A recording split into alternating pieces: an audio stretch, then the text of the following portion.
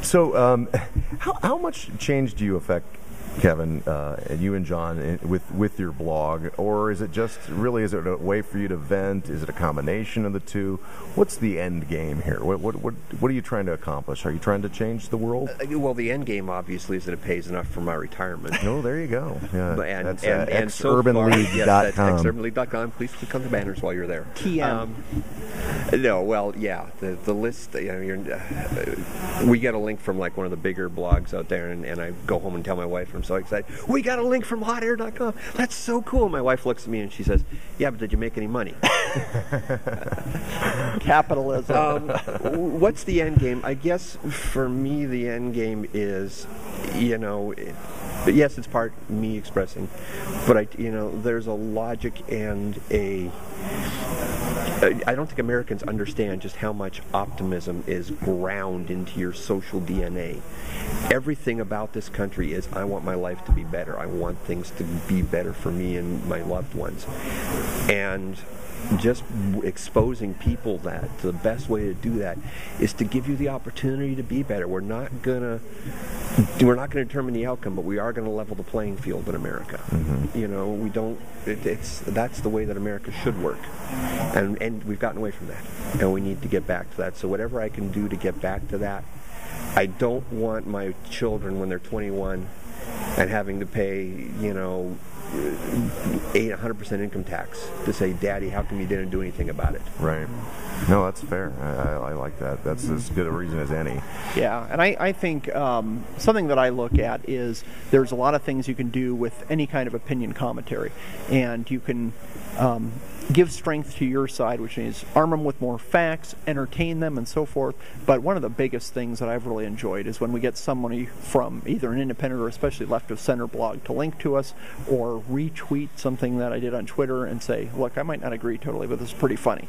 And it's just showing that humanity. My family is not monolithically conservatives. We go from the far right, my dad, to the far left, and it's been great. And we always had raucous conversations around the dinner table about politics, life, anything going on in the news, but at the end of it, we're always dying laughing at the end, because at the end, we're all trying to root for the best. 80-90% of the people are rooting for the best, and just trying to convince people, this is the best way to get there, actually. And I think that's one of the difference in a lot of right blogs versus a lot of more liberal blogs.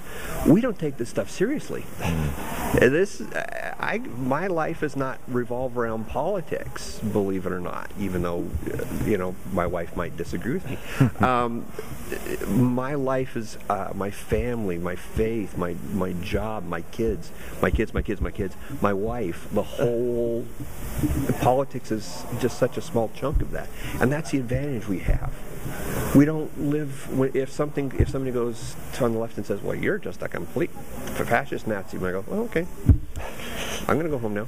I'm done." Well, and this is one of the things that's always driven me crazy. Is I think we saw Representative Grayson, I think it was, on the floor of the House a few days ago, talking about how his dad used to have to back in the Depression, used to have to go rooting through the trash to get stuff to sell, and this is the world that Republicans want. And on my blog, I just said, "Hey, look, I don't remember ever in a discussion, ever at a cocktail party, no Republicans ever telling me the world I envision is where people have to root through the trash during a living."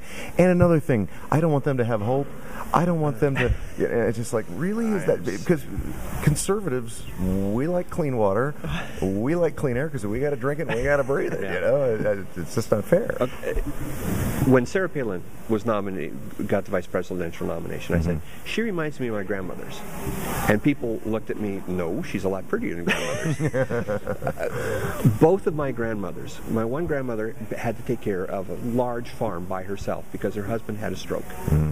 My other grandmother had to take care of a family of 4 by herself in the northern Alberta, because her husband was away working on the Alaska-Canada highway for 6 months out of the year. And this was during the Great Depression. Wow. These are two women who are very confident, can do anything that anybody else can, period. And I'm going, that's the type of leaders that Republicans create. We don't create people who need a system to help them become who they are. They are themselves, and then they change the system.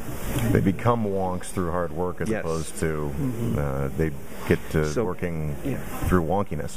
When Grayson says, this is the depression area, that's what Republicans want to come back to. Republicans live through that. We know what it's like. We don't want that in any way, shape, or form. We want people to be able to be self-sufficient so that when a depression hits, it doesn't affect them.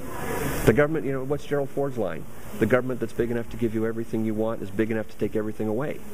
And I think something else, too, when you look at Grayson and this, grapes of wrath viewpoint of America, it shows, for one thing, but it's pretty lame to hang out with liberals all the time. They depress you. But one thing that I noticed in the 2006 elections, when Pelosi was ascendant and the Democrats took power, is how angry and hateful the liberals were.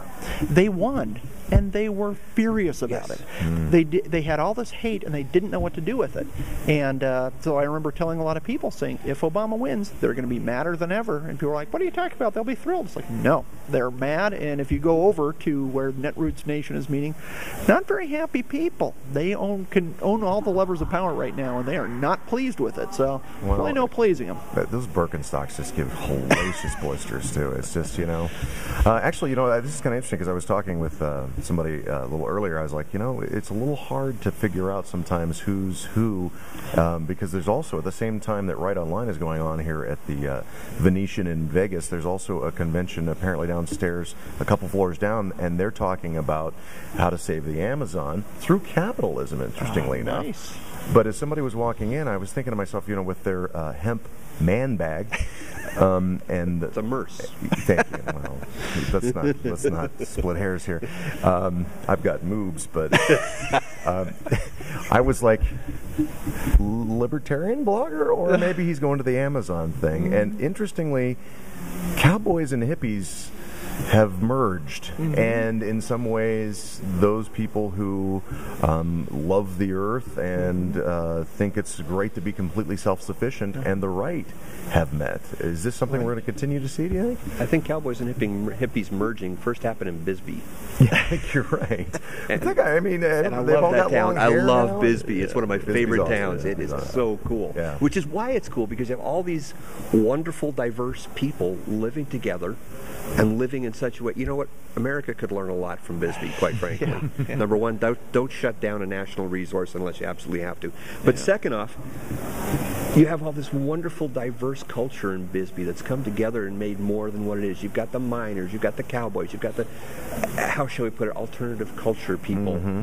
And it's this wonderful melange, and that's why I love about this country. That's what I love about the Bill of Rights. There's something in there to tick off every single person in the United States, and that's wonderful. And I think something, too, is just actually, if you want to accomplish diversity, which everybody talks about all the time, if you want to accomplish it, conservatism is the way to do it. Because if you get the government out of the way, people do what they want to do. And if somebody wants to hang out and watch whatever's left of the Grateful Dead and hang out, or go to the rodeo, or just stay at home and complain about the hippies and the cowboys, they're allowed to do that. The government doesn't have to make everybody equal and make everybody look on the surface. And, frankly, if you want real diversity, just get out of their way and let them be who they want to be.